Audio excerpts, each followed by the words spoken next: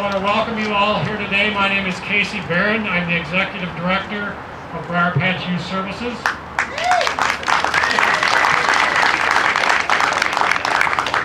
And that's at the pleasure of our Board of Directors, obviously.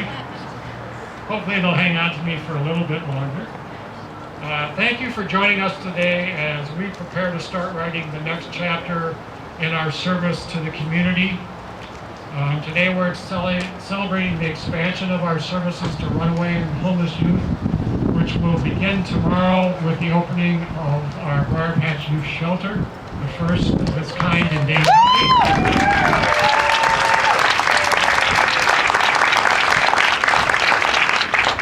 So in essence, what this shelter will do is provide a safe place for 13 to 17-year-old runaway and homeless youth to go while we and our staff work with them to get them back home or to find them other safe and stable housing. That's something that's been missing in this community for a long time, and we're so very, very pleased that we're a part of the process and one of the providers that's going to start meeting that need. We've been providing services to youth and families for 44 years. 1971, Briarpatch started. Rick Phelps is in the crowd someplace, and he was involved right over there raising his coffee cup. And Rick was involved in the very early days of getting Briarpatch off the ground, and as he told me today, deeply involved in getting legislation around the state changed to decriminalize being a runaway or a homeless young person. So obviously there are thousands of individuals and organizations that have supported us during that 4 decades plus of our service. It's obviously also impossible for me to name all of those people or to even begin trying to do so. But I did want to identify about 10 organizations that have been long-term supporters of ours, organizations and groups that have been long-term supporters and or during the last couple of years have stepped up as we've worked to get this shelter open. So in no particular order, those entities are the Angel Association, the United Way of Dane County, the City of Madison, Dane County, Black Hawk Church, the CUNA Mutual Foundation, the National Guardian Life Insurance Group, the Madison Community Foundation, Youth Advocacy Group.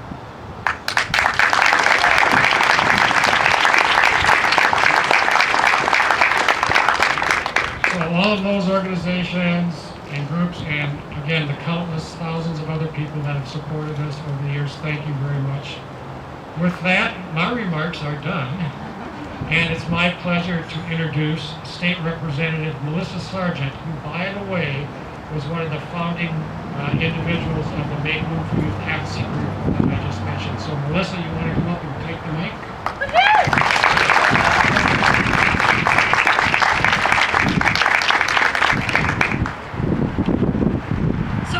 People have been on this quest much longer than I have, but having been born and raised in Madison, it was only a handful of years ago, about 6 years ago, that the plight of our homeless and unaccompanied youth was introduced to me. And I couldn't believe that in a city such as Madison, that is so compassionate and open-hearted, that this is such a blind topic for so many people. These kids do everything they can to keep themselves invisible. And that's because they need to survive. And I realized that I needed to find a way to be their voice, and I started on a quest. And many of the people that I met when I was on this quest are here with us today. And you are all my heroes. There are 300 children on a given night in Dane County that are sleeping without a place to call home. This is something that we need to wake our community up to. And this is something that we are trying to address and will begin to address tomorrow when these kids can come and stay here in this beautiful facility. And while we are all here to celebrate the hard work for many decades to be here today and cutting this ribbon, we need to realize that our work is not done. And that tomorrow we need to promise to roll up our sleeves and continue on this journey for the many children that will not be able to be served at this glorious and amazing facility, thanks to so much work by so many people that are here with us today.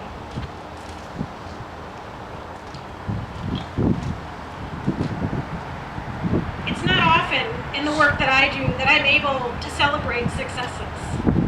It's unfortunate in the state legislature that most days we're saying a win is being able to get a message out. But today we're here to celebrate. And what an amazing thing that we are able to celebrate. We will be saving lives with this shelter. We will be changing lives. Children should be able to not just dream about what they become, but children should be able to become what it is that they dream. And it is because of the hard work of all the folks that Casey mentioned and so many that haven't had their names mentioned that we are going to be seeing these dreams become a reality, and our community will be stronger because of that. Thank you so much for everyone for making this happen, and I look forward tomorrow to being able to roll up our sleeves and continue to be the champions for these children who are my heroes. Thank you. Thank you, Melissa. Before I introduce our next honored guest and speaker, I'm going to get scolded later on by Cedric Johnson, our Director of Development and Communications, because I failed to mention one of our long-term supporters who is here today, who is represented here today, and that is the Kramer Foundation. Thank you, Jim and Holly.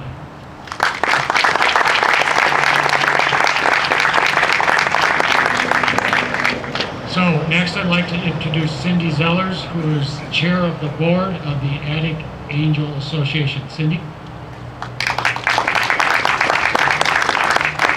Thank you, Casey. What a pleasure it is to be here today. Last year, Attic Angel Association celebrated our 125th anniversary, and as a part of our anniversary celebration, we were fortunate enough to be able to make a donation to Briarpatch and attend the open house just as the building was opening. And we were amazed by what we saw and pleased more than you could imagine by the reception we got when we came out here that night. Every year our organization picks a theme upon which we direct our fundraising efforts for that year. You may have heard of our famous attic sale where we collect things all year long and sell them in June. And that's why we do that, so that we have funds that we can donate back to the community. We also last year had some good returns on our investments, so we were able to make those extra donations. Our association with Briarpatch goes back quite a few years, and we look forward to continuing that relationship and hope that they will again submit requests for grant proposals to us, and that we'll be able to continue working with the organization. So as I said, we're thrilled to be here today. Congratulate you on getting the shelter open, and we look forward to a continued long association with you. Thanks. Thank you, Cindy. So for those of you who don't know him, I can't imagine this to be true, but nonetheless, I want to introduce Cedric Johnson, who we hired as our Director of Development last summer, and he's just done an outstanding job for us to date, so here you go, Ced.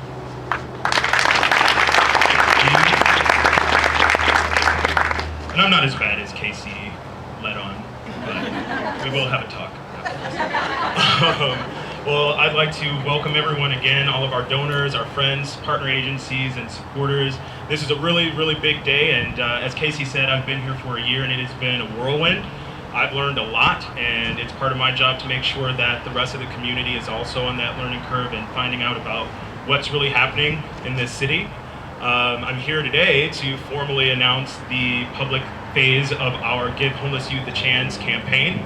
The goal is to raise $3.1 million to not only open the shelter, but also to create a reserve fund for ongoing operations.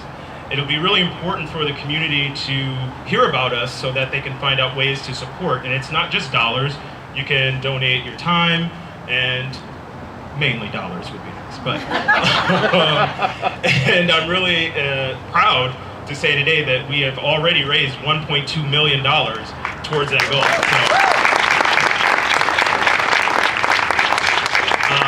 So, it's also important to note that while having the shelter is really important, it's what happens here is really, it goes beyond four walls and a ceiling. What's going to happen here is, you know, in addition to shelter, we're reconnecting youth with school, with their families. We're finding employment for them and other important resources that they need when they need it most. So I'd ask everyone to visit briarpatch.org and learn more about the campaign and give me a call. And the last thing I'll say is that over the summer, a very generous donor has committed a pledge of $150,000 towards the campaign, which is a huge, huge step for us. Hopefully we can maintain that momentum and match that is what I would like to do by the end of this year. So again, briarpatch.org, my information is there and you can learn more about what we're doing here. Without further ado, I thought we had longer ribbon, so we'll gather around the ribbon for the official ribbon cuttings. Thank you.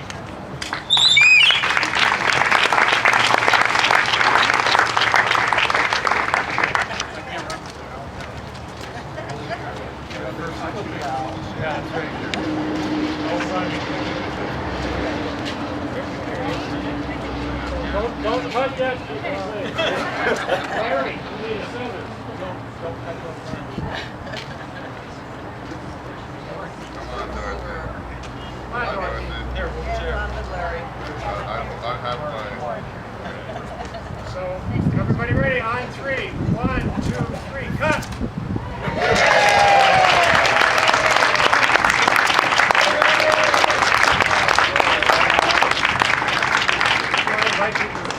Yeah, so we'll be offering tours, and there's lunch available at Slide Food Cart over here. 15% of the sales come back to the campaign. So I encourage you to approach anyone with the name tag and ask questions and enjoy the building. Thank you all for coming.